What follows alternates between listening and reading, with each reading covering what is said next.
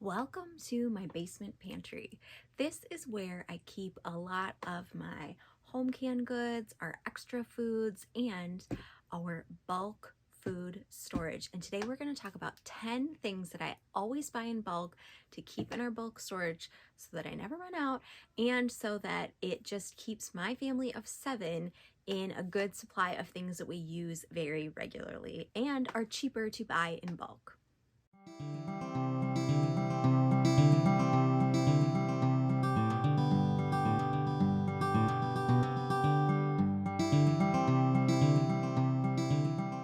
Hi, I'm Jess from the blog siloandsage.com, and I'm here to help you cultivate your home with all things homestead, homeschool, and handmade. And today we're going to talk about the pantry. We're going to talk about bulk foods to keep in your pantry to help you to stave off inflation, grocery costs, and to help you bulk up your pantry.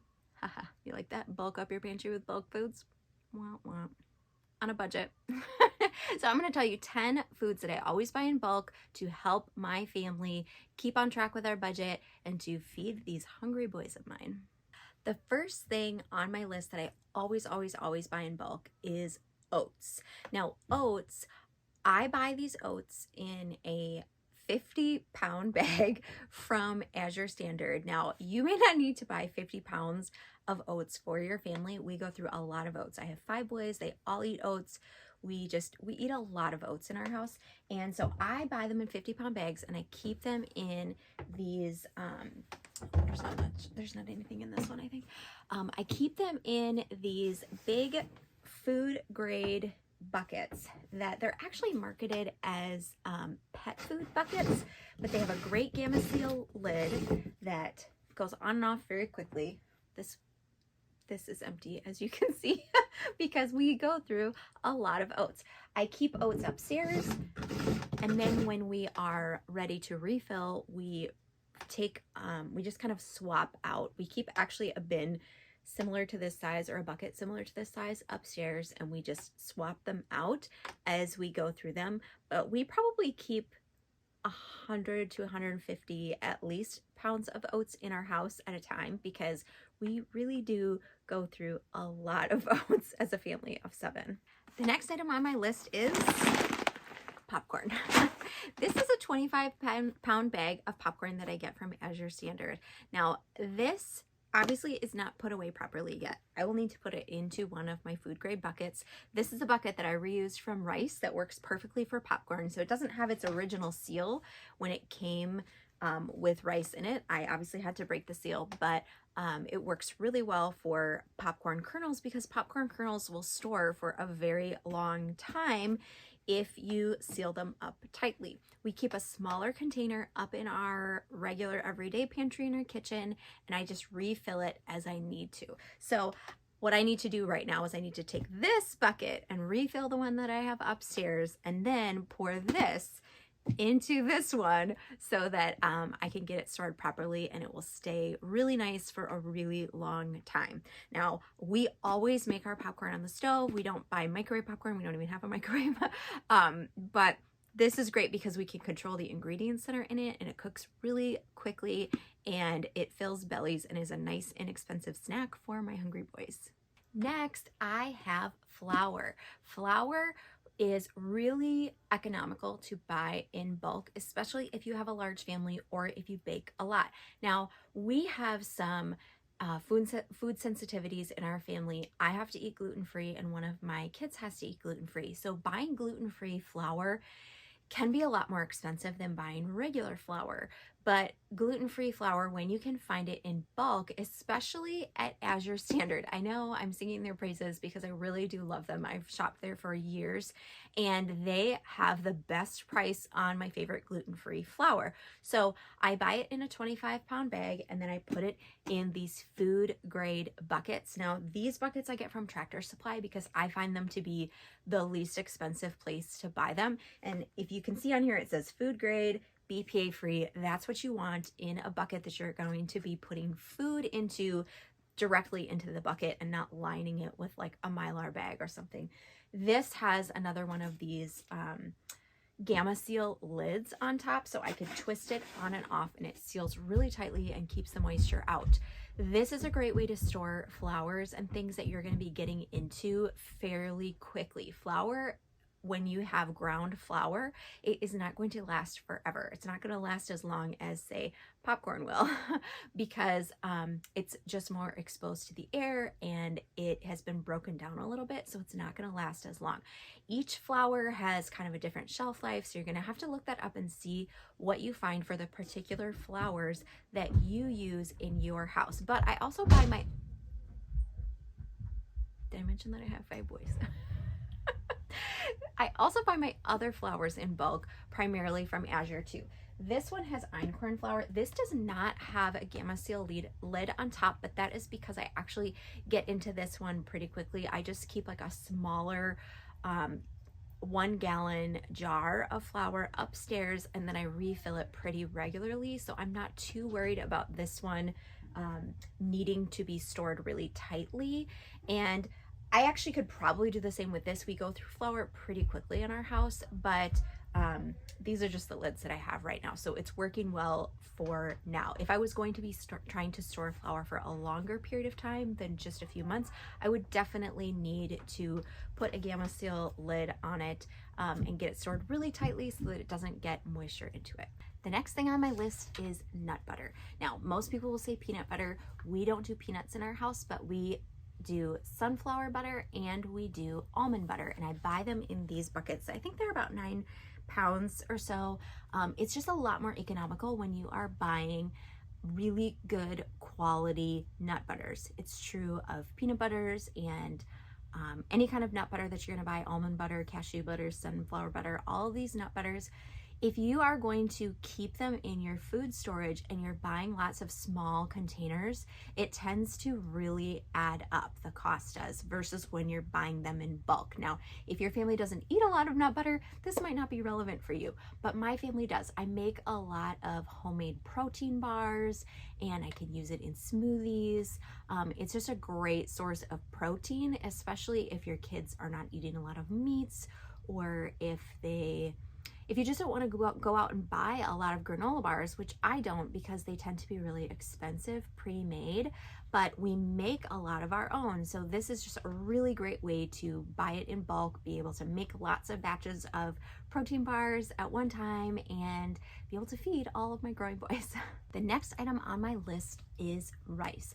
Now, white rice will actually last a really long time. Brown rice does not store very well and will go rancid pretty quickly. So you don't want to be storing brown rice for long periods of time, lots of it. If you're going through it really quickly, you'll probably be okay. But we tend to mostly eat white rice. We get organic basmati rice from Azure and we store it in one of these. It's down here. I don't think you can see it in the video, but it's the same exact type of food grade bucket with a Gamma Seal lid. I can get in and out of it really quickly. I actually just keep a really small container upstairs in my pantry like I do with a lot of my other bulk foods, and then I come back down when I need to get more. And because rice stores for a really long time, you can keep them in Mylar bags and you can seal them up and keep them in your food storage for longer periods of time, or you can store them in a food grade bucket with a Gamma Seal lid, and they will also store for a very long time. The next item on my list is sweeteners. I buy a variety of sweeteners. I don't tend to use a lot of sugar in our baking, like cane sugar, but I do buy it in bulk because I do use it when I make kombucha at home. I use a lot of coconut sugar in our baking, or I use a lot of maple syrup, or I use a lot of honey. And all of those things I tend to buy in bulk. Obviously, this bag right here is not a bulk bag. This is only 5 pounds. I think when I purchased this particular one from Azure, they didn't have a larger size available, so I bought several smaller sizes. I do use a lot of coconut sugar when I'm baking. Like, you can use coconut sugar the same amounts that you would use regular sugar, just interchangeably. I also use a lot of maple syrup in our baking, and I use a lot of honey. You can see my honey sitting back here. Here's one type of honey that I purchased. I buy a lot of raw honey either from Azure, because that's a really great price for 12 pounds of honey, or I buy a jar, a pretty large, I think it's a gallon jar from our local farm, and I like to buy it locally when I can, because local raw honey is actually really good for helping with allergies and making sure that you're getting like the local pollen and everything into your body. But it is a little bit more affordable to buy it in this larger container from Azure, so I keep both of them on hand. I also buy our maple syrup in gallon jugs. I also get that at Azure, or I will get it a little bit less expensively from a local farm that taps their own trees. It's one of our goals to tap our own trees and to make our own maple syrup, but like everything, it happens in time and we haven't gotten it yet, and so we will just add that to the list of things we are going to try to do next year. But one of the good things about buying organic cane sugar is that you can actually make your own brown sugar and you can make your own powdered sugar from it. So we don't buy refined sugar, but this is a really great option if you are looking to keep some sugar in bulk. This one you can probably tell is Kirkland brand, so I bought this one at Costco and it is 10 pounds. Do you know what this is? These are wheat berries. Now, when you buy your wheat, you probably go and you buy flour that's already ground for you. You buy it at the store, right? But you can actually buy wheat berries that are unground like these. So they're whole grains and you can grind them yourself. Now, when you grind your own flour, it has so many nutritional benefits to it, but it's also better for storing long term. So I buy wheat berries, I buy einkorn berries, I buy buckwheat groats and oat groats. All of those you can store for a really long time in buckets like these, and they will keep pretty much forever. They probably have an expiration date, but it's probably irrelevant for your own lifetime and how you're going to use them. So we buy these, like I said, in bulk. We typically buy most of them from Azure, but we also buy from Country Life Natural Foods, and I do buy some like einkorn berries and buckwheat groats. I sometimes can't find those at those other places, so I will buy them on Amazon if that's all that I can find. If you're going to buy your grains in whole grain form, you need to have some sort of mill to grind them. So we have a pretty inexpensive hand grinder that we could use if there was a power outage or something like that, or if we just wanted to do a really small amount, or if we just wanted to feel like we're back in, the pioneer days or something. But we also have an electric grain mill that is really fast and really effective, and I will link both of those in the description along with all the other things I'm talking about today. So if you are interested in learning to grind your own flour, that you can get all the supplies that you need to. Now, the next thing that I always buy in bulk that you may not think about is produce. Now, some produce is going to be more difficult to buy in bulk unless you are going to preserve it. Things like peaches and tomatoes and apples, those sorts of things are very easy to buy in bulk and preserve them. There are lots of fruits and vegetables that you can buy in bulk, preserve them either by canning, dehydrating, freezing, those sorts of things. But there are actually a lot of produce that you can buy and just keep it in a cool, dark place, and it will stay for a really long time. Things like potatoes and apples and squash and those sorts of things. So whenever I buy potatoes, I buy them actually in like 50-pound quantities. Now, remember, we are a family of 7, so if you are a larger family, this probably would work really, really well for you because we go through a lot of potatoes. We could probably go through a 50-pound box of potatoes minimum a month, sometimes less than that. We go through a lot of potatoes, so I love to buy them in bulk, keep them down here in my basement where it's nice and cool, but make sure that they have I put them in a box that has a lid, that has a little bit of ventilation so they get some good airflow, but that they stay in a dark place because potatoes will sprout when they get light. Now, what would I do if my potatoes sprouted? Well, then I'll just save them and throw them out in my garden this summer to plant them and grow more potatoes, which is actually what I'm going to do this year with my extra potatoes that I've gotten in bulk that have sprouted. So like I said, potatoes, apples, and squash are great for storing in a cool, dark place. Apples, eventually you probably will have to transfer them to the fridge or preserve them. Things like carrots are great. I will buy a 25-pound bag of carrots from Azure, and then I will keep a bunch of them in the fridge or in our unheated mudroom, and then I will shred a bunch of them in muffin tins, and then I will put that whole muffin tin into the freezer, and then once it's all frozen, I'm gonna pop them all out, and then I'm gonna put them into a Ziploc bag. And then every time I need to cook something that has carrots in it, all winter long, I just pop out the little cups of little muffin cup size bundle of shredded carrots, and I pop it into a soup or into carrot cake or whatever it is that I'm making that day. Another thing I always buy in bulk is salt. Now, I like this particular brand, Redmond's Real Salt. I'm not affiliated with them. I just love their salt, and I always buy it. And I always buy it in bulk in this size 10 pounds because we just go through a lot of it, and you really can't live or cook without any salt. So this is something you never want to run out of, and so it tends to be much less expensive when you buy it in bulk, and then you always have it on your pantry shelf and you never go without it. Now, there are a lot of other things that I buy in bulk because 5 boys but the other thing that is on my list that may not be the first thing you think of is actually cereal.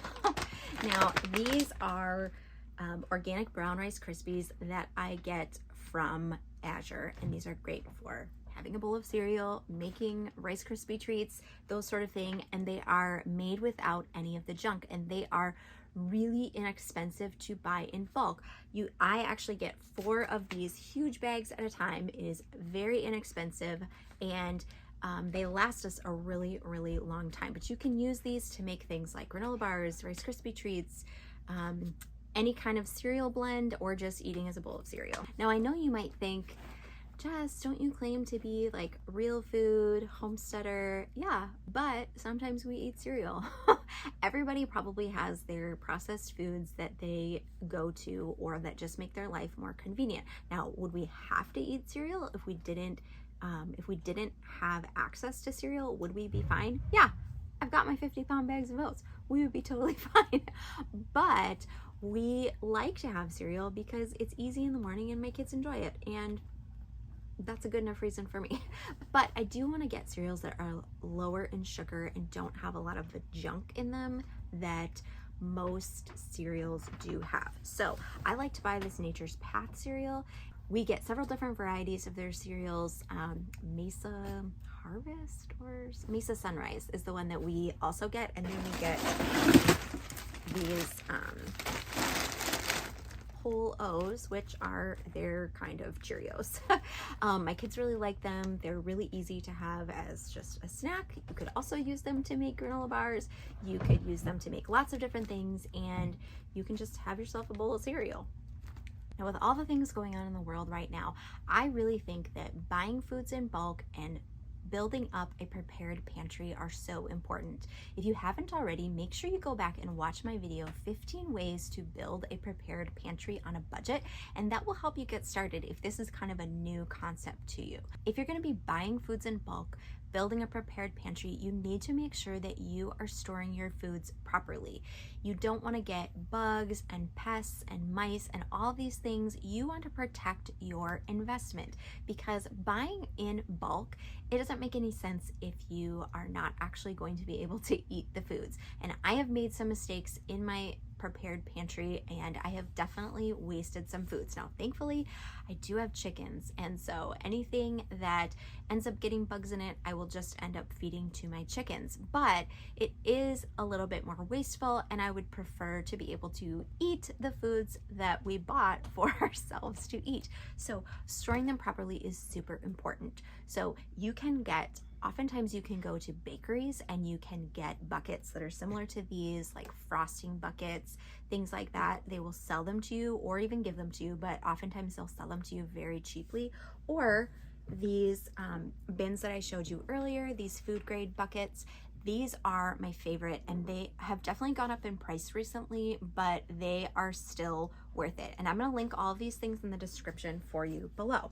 I also have a really great blog post. If you go to my website, siloandsage.com/prepare, I have a guide to a prepared pantry printable, and it is totally free, and it will give you a list of foods to keep in your pantry, along with some inventory pages that you can have that will just help you to keep track of the things that are in your pantry. Because if you're buying foods in bulk, you want to know what you have, right? If you're buying 50 pounds of oats, you want to know how many pounds of oats you currently have, or how many buckets. And so, because sometimes the buckets get stacked and they get kind of shoved behind, and so you want to be able to keep track of them. So my inventory pages will really help you to keep track of them and to not waste any money when you are buying in bulk. If you found this video helpful, please hit the like button, and if you would, share this with a friend who you think might enjoy this video too. Please subscribe to my channel so you never miss another homestead, homeschool, or handmade video, and I will see you in the next video. Bye!